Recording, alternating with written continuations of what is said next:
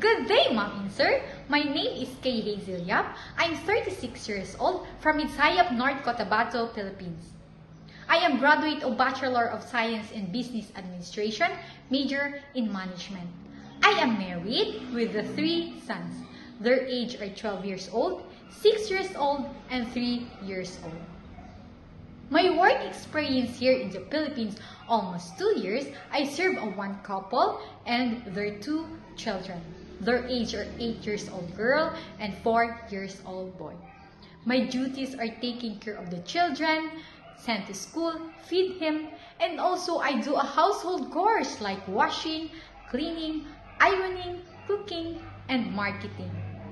I want to work in Hong Kong because I want to earn and save money for my family and for my children's education. I am willing to take good care of the elderly and newborn baby. I can sing a song, a nursery song like the wheels on the bus go round and round, round and round, round and round. The wheels on the bus go round and round, all through the town. Mom and Sir, if you're giving me a chance that you will hire me, I will assure you that I am a hardworking and trustworthy.